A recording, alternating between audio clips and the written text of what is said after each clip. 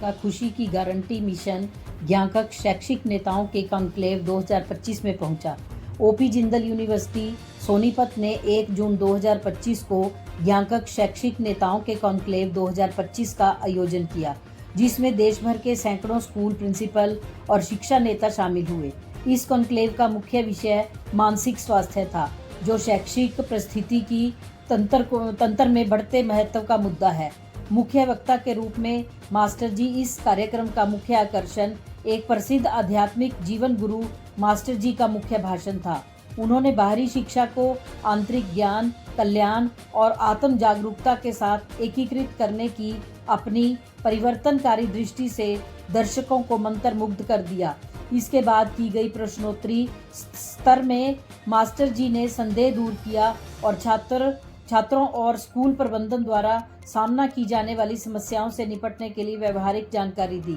आत्मज्ञान का महत्व। मास्टर जी ने अपने गहरे आध्यात्मिक ज्ञान और जीवन के अनुभवों से यह बताया कि हमारी भावनाएं अक्सर इच्छाओं और लगावों में उलझी हुई होती हैं, जो दुख के स्रोत बन सकती हैं।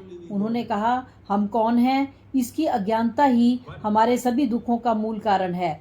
उन्होंने इस बात पर जोर दिया कि सच्चा कल्याण और सुख आत्मज्ञान से शुरू होता है। मिशन 800 करोड़। मास्टर जी ने दिसंबर 2023 में सोशल मीडिया और सार्वजनिक प्लेटफार्मों के माध्यम से अपने मिशन 800 करोड़ की शुरुआत की, जिसका उद्देश्य दुनिया के अंतिम व्यक्ति तक पहुंचना है और जिसका नारा है खुशी की गारंटी।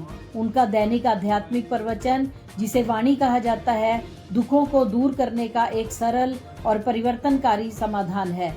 जैसा कि वे कहते हैं, एक वाणी सुनने से आपके सभी दुख दूर हो जाते हैं। उनकी वार्ता उनके YouTube चैनल कुरुक्षेत्र से ब्यूरो चीफ कुलभूषण शर्मा व संवाददाता काजल वालिया की report. Free of cost. If I ask you, have you paid single pipe for any part of your body? From where what?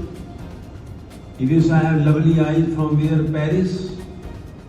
Or if I say I have a great brain, so did I purchase from New York or Washington, number one country? Or lakhs or then only we go ahead. But